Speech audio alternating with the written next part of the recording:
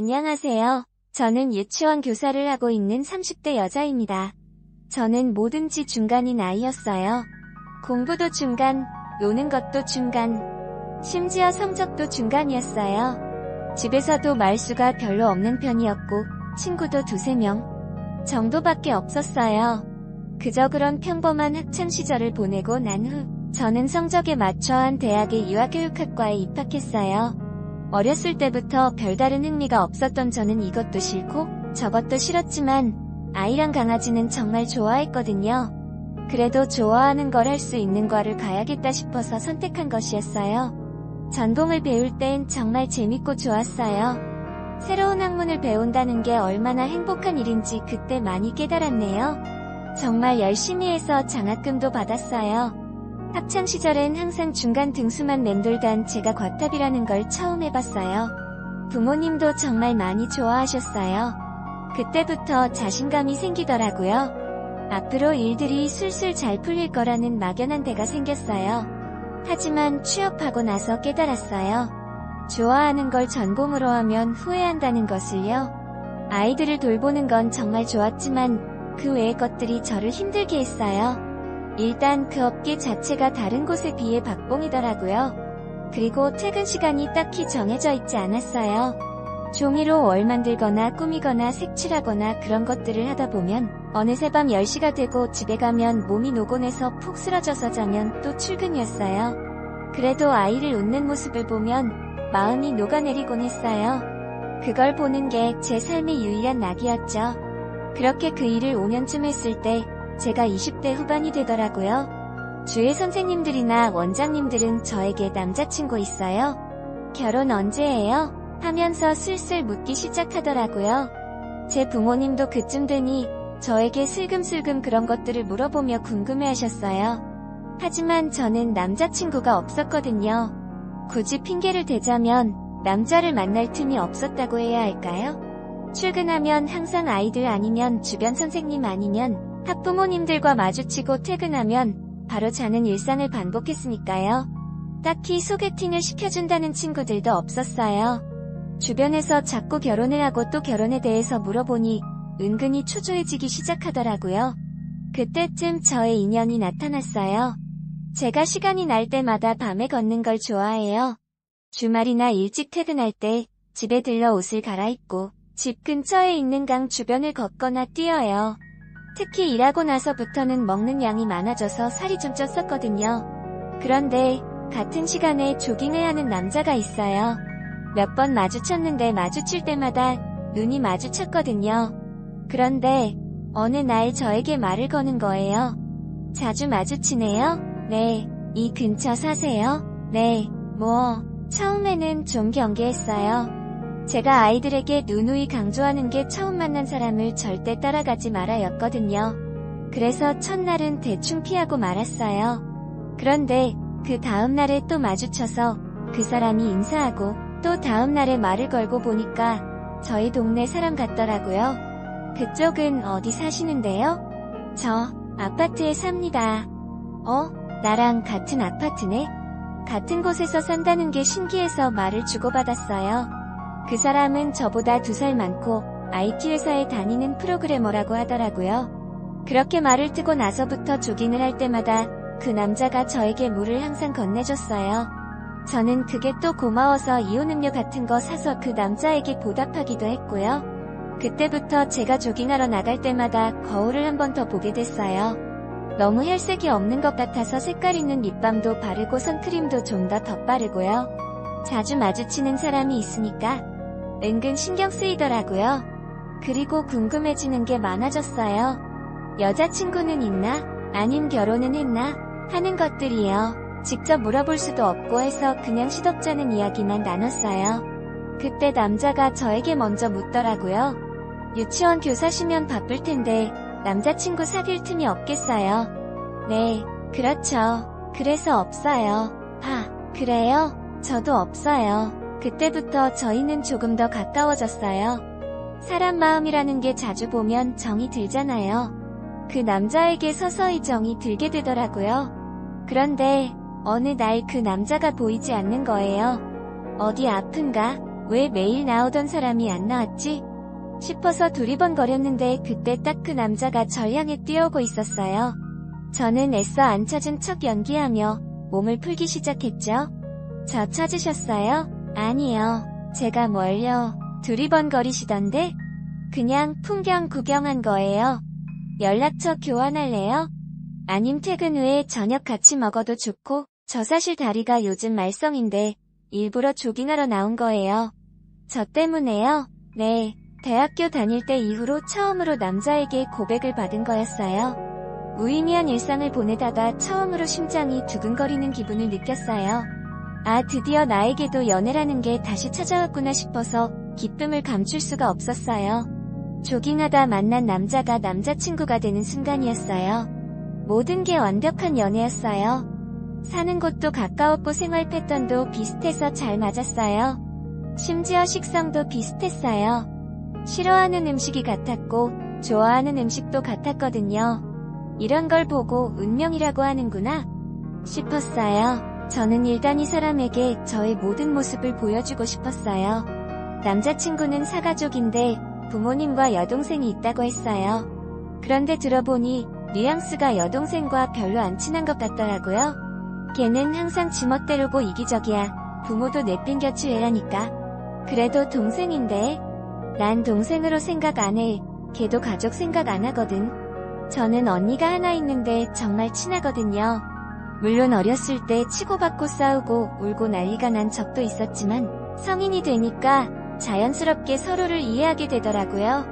그런데 남자친구 집은 그렇지 않았나 봐요. 뭐 그럴 수도 있겠다 생각했어요. 아무리 친해지려고 해도 상대방의 성격이 고약하면 가까워지지 못하잖아요. 내심 긴장이 되더라고요. 어떻게 보면 예비 신우이인데 나한테 구박하거나 뭐라 하거나 맘에 안 들어하면 어쩌지 싶더라고요. 보통 친구를 보면 남편과는 사이가 좋은데 시어머니나 신우이와 사이가 썩 좋지 않더라고요. 마치 제 미래 모습인 것 같아서 걱정이 되기도 했어요. 그래도 남자친구를 보면 다시는 이런 남자 못 만나겠다 싶은 생각이 들었어요. 일단 저에게 너무나 친절했고 술도 안 마시고 담배도 피지 않았어요. 11년 이상 만나는 동안 싸운 적이 단 한 번도 없었어요. 저희 부모님도 남자친구의 존재를 알고 계셨기 때문에 한번 식사 대접하게 오라고 하셨어요. 그래서 한번 남자친구를 데리고 저희 집에 간 적이 있었어요. 남자친구는 꽃 한 다발과 자양강장제 한 박스를 들고선 저희 집 안으로 들어갔어요. 제가 다 떨리더라고요. 부모님이 마음에 안 들어 하시면 어쩌나 싶어서요. 하지만 다행히도 부모님은 남자친구를 보며 밝게 웃으셨어요. 어머님, 아버님 안녕하십니까? 어서 와요. 지연이가 어머님 닮아 미인인가 봅니다. 호호, 별말을 다해. 식사를 하면서도 부모님은 남자친구에게 이것저것 물어봤고 남자친구는 점잖게 하나씩 다 대답해주더라고요. 그 모습이 참 어른스러워 보였어요. 남자친구가 집에 돌아간 후에도 부모님은 참 괜찮다며 다음에 또 데리고 오라고 하셨어요. 제가 좋아하는 사람을 부모님도 좋아하시니 정말 좋더라고요. 특히 저희 어머니가 마음에 들어 하셨어요. 어쩜 사람이 겸손하고 예의가 바르니. 네가 남자친구 있다는 말 듣고 내심 걱정이 많았는데 이제는 안심해도 되겠어. 남자친구와 저 둘 다 나이가 어느 정도 있다 보니 모든 게 좀 빨랐던 것 같아요. 서로의 부모님을 뵙는 것도 사귄 지 6개월 만에 하게 되었고 사귄 지 1년 반이 좀 넘었을 땐 슬슬 결혼 이야기까지 나오게 되더라고요. 제가 딱 30이 되니까 부모님도 결혼은 언제 하게 하면서 물어보시더라고요. 저도 사실 결혼 생각은 늘 하고 있었어요. 다만 남자친구의 생각을 도통 모르겠더라고요. 그쪽이 결혼 생각이 없으면 저 혼자 기대하고 있는 거잖아요. 그렇게 저희는 2년 정도 연애를 했고 3년이 되어갈 때쯤 제가 점점 초조해지더라고요. 그리고 고해 크리마스 날 프로포즈를 받았어요. 제가 퇴근할 때 몰래 찾아와 반지를 하나 주면서 결혼하자 하더라고요. 너무 갑작스럽고 좋아서 눈물이 엄청 났어요. 결혼 생각 없는 줄 알고 혼자 우울했어. 왜 없어? 반지 고르느라 좀 시간이 걸렸어. 그렇게 저희는 부부가 될 준비를 시작했어요. 따지고 보니 준비할 게 굉장히 많더라고요. 그중 가장 빨리 해야 하는 게 바로 예식장 예약이었어요. 주말 특히 괜찮은 시간대는 빨리 예약이 찬다 그래서 적당한 곳 골라서 바로 예약해버렸어요. 보통은 상견례 후 날짜를 정해서 예식장을 예약한다고 하는데 저희는 어차피 서로 알고 지냈고 서로 시간이 잘 맞지 않아서 일단 준비부터 한 것이었어요. 그리고 대망의 상견례 날짜를 정했어요. 서로 격식을 갖추고 만나는 건 처음이라 최대한 괜찮은 식당을 예약했죠. 그날 다른 약속 시간에 맞춰 자리에 오셨어요. 그리고 저는 상견례 자리에서 예비 시누이를 처음 만났어요. 항상 갔을 때 시누이는 집에 없더라고요. 첫인상은 좀 무서웠어요. 인상이 좀 날카로웠거든요. 항상 남자친구가 동생 욕을 하도 많이 해서 그렇게 보였을 수도 있을 것 같네요. 달을 밝은 표정으로 이야기를 나누며 식사를 하는데 유독 시누이만 표정이 굳은 채 깨작깨작 먹더라고요. 말도 한마디 안 하고요. 그래서 왜 저러나. 기껏 상견례 자리에 왔는데 굳이 저럴 필요가 있나 싶어 속으로 끙끙 앓았어요. 그냥 애써 그쪽을 보지 않으려고 노력했어요. 그렇게 한창 분위기가 무르익어갈 때쯤 반대편에서 누군가 제 다리를 콕 찌르더라고요. 남자친구인가 싶어서 봤더니 아니었어요. 그냥 누가 실수로 찔렀나 보다 해서 그냥 식사를 계속하고 있었는데 또 반대편에서 누가 제 무릎을 찌르더라고요. 안녕하세요. 저는 유치원 교사, 그것도 연속으로요. 좌식이라 제가 무릎을 꿇은 상태였어요. 자꾸 무릎을 찌르길래 반대편을 봤더니 신은가 저를 쳐다보고 있더라고요. 눈을 동그랗게 뜨고 봤더니 고개를 바깥으로 휙휙 저으면서 어디론가 가자고 했어요. 그리고 신우가 먼저 화장실을 다녀오겠다고 나갔어요. 잠깐 고민했어요. 왜 따로 보자고 했을까? 괜히 무섭더라고요. 그래도 불렀으니 가봐야지 싶어서 저도 자리에서 일어났어요. 화장실에 들어가 두리번거리니 칸 안에서 신우가 나오더라고요. 저 부르신 거 맞죠? 신우는 대뜸 제 손을 덥석 잡는 거예요. 제 오빠랑 결혼하지 말아주세요. 네, 그게 무슨, 그냥 하지 마세요. 언니를 위해서 말씀드리는 거예요. 무슨 말인지 알아듣게 얘기해줄 수 있어요? 너무 당황스러워서 신우는 망설였어요. 제가 재촉하자 그제야 입을 열더라고요. 저희 오빠 이미 결혼 한 번 했어요. 언니한텐 말 안 했죠? 그것도 왜 이혼했는 줄 알아요? 오빠 도박 때문이었어요. 저한테까지 돈을 꿔서 도박을 하러 갈 정도였으니. 그래도 저희 부모님은 아들 하나 있는 게 다시 결혼시키겠다고 비밀로 하자고 했어요. 그런데 그게 비밀이 되나요? 같은 여자로서 너무 안타까워서 언니한테 말씀드리는 거예요. 저희 집은 아들만 아기고 예뻐해서 저는 원래부터 내놓은 자식처럼 자랐어요. 오늘도 저한테니 오빠 인생 망치고 싶지 않은 파라오라 그래서 왔어요. 그런 집에 시집 가고 싶으세요? 아직도 도박하나요? 네. 혹시 언니에게 돈을 꾼 적은 없었어요? 있었어요? 얼른 다시 받아내세요. 언니, 정말 저는 언니가 너무 아까워요. 그런 쓰레기랑 결혼하지 마요. 생각해보니 가끔 남자친구가 연락이 안 될 때가 있었어요. 제가 연락을 왜 안 받냐고 물어보면 항상 잤다고 대답하곤 했죠. 머리가 너무 어지러웠어요. 남자친구는 항상 저에게 우린 결혼할 거니까 돈이 내 돈이지 하면서 결혼자금을 빌미로 돈을 꿔간 적이 있었어요. 여태껏 제 남자친구가 최고의 남자인 줄 알았어요. 하지만 알고 보니 저에게 모든 걸 속인 도박꾼이었더라고요. 저는 손이 부들부들 떨렸고 도저히 저 자리에 웃는 얼굴로 들어갈 수 없었어요. 일단 너무 열이 받았어요. 3명 다 저를 속인 거잖아요. 저는 상견례를 하고 있는 방문을 활짝 열었어요. 다들 놀라 쳐다보더라고요. 어머니, 아버지, 저희 나가요. 아니, 그게 무슨 말이니? 저희 결혼 안 해요. 뭐라고? 저희 부모님은 물론 그 안에 있는 사람들 모두 놀랐어요. 특히 남자친구가 벌떡 일어나더니 제 손목을 잡고 앉으려고 했어요. 지연아, 앉아 일단. 지금 중요한 자리잖아. 내 돈이나 갚아. 무슨 소리야? 왜?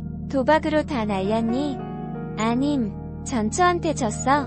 그제야 남자친구는 사색이 되어 제 손을 놓쳤고 저희 부모님은 사태 파악을 하셨는지 주섬주섬 일어나셔서 저를 데리고 나가셨어요. 그날 밤 남자친구는 저희 집 앞에 찾아와 무릎을 꿇었어요. 하도 오랜 시간 기다리고 있어서 저는 밖에 나가 남자친구를 마주할 수밖에 없었어요. 지연아, 내가 다 설명할게. 결혼 준비하면서 사실대로 말하려고 했어. 정말이야. 아니, 말 안 했을 거야. 내가 장담해. 아니야. 정말 나 좀 믿어주라. 나한테 꿔간 돈 지금 이 자리에서 갚아. 아니면 고소 바로 들어갈 테니까. 나 한다면 끝까지 하는 거 알지? 지연아, 어서. 남자친구는 주섬주섬 핸드폰을 꺼내더니 저에게 꿔간 돈을 이체해줬어요. 꼴에 아직 돈은 남아있었나 보더라고요. 정말 다행이었죠. 돈을 다시 찾았으니까요. 앞으로 나한테 연락도 하지 말고 찾아오지도 마. 경찰에 신고할 테니까. 제 발목을 붙잡고 늘어지는 남자친구를 뿌리치고 집에 다시 돌아왔어요. 방 안에 들어가자마자 저는 쓰러져 오열하고 말았어요. 눈물이 멈추지 않아서 밤새 내내 울었어요. 그렇게 저는 3일 휴가를 냈고 방 안에서 나가지 못했어요. 부모님 보기가 너무 창피하고 부끄러웠거든요. 어머니는 그런 제가 걱정되었는지 문 앞에 죽을 놓고 가셨지만 배가 고프지 않았어요. 그냥 도망치고 싶고 사라지고 싶은 마음뿐이었어요. 결국 저희 어머니가 비상용 열쇠로 문을 따고 들어오셨고 저를 안고 같이 우셨어요. 네 잘못이 아닌데 왜 네가 힘들어해 이거사. 엄마, 미안해. 그런 생각하지 마. 깊은 상처를 받았고 너무 힘들었어요. 그래도 어머니 말대로 내 잘못이 아니니까 그냥 나는 피해자니까 이겨내야지 하는 마음을 굳게 먹었어요. 정말 신기하게도 시간은 흘렀고 흐른 만큼 점점 잊혀지긴 하더라고요. 그날 이후로 많은 것들이 바뀌었어요. 일단 부모님으로부터 독립을 한 후 새로운 보금자리를 얻었어요. 그리고 다른 유치원으로 직장을 옮겼어요.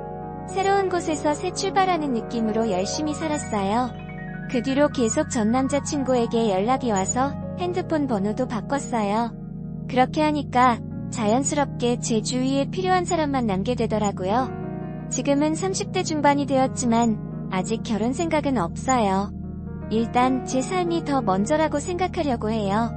괜히 이상한 사람 만나 결혼하고 후회하는 것보다는 혼자 사는 게 더 편한 것 같아요. 지금 생각해보면 그때 그 예비 시누이에게 고맙네요. 만약 시누이가 모른 척하고 넘어갔으면 저는 지금 최소한 이혼을 했거나 그곳에서 평생 후회하며 살았겠죠? 저를 구원해준 그 시누이. 지금 어떻게 살고 있는지 궁금하네요. 부디 그 집에서 독립해서 행복하게 살았으면 좋겠네요. 상견례를 엎었다. 뒤집었다. 이런 얘기 말도 안 된다고 생각했는데 제가 그 당사자가 되어보니 알겠더라고요. 다시 그 상황으로 돌아간다고 해도 저는 똑같이 했을 것 같아요. 여러분들은 부디 사람에게 속지 마시길 바래요. 흔히들 사람이 가장 무섭다고 하잖아요. 예전에는 그 말이 뭔지 몰랐는데 요즘에는 뼈저리게 공감해요. 앞으로는 좋은 사람들과 행복하게 오랫동안 인연을 맺어가고 싶네요. 그것도 연속으로요.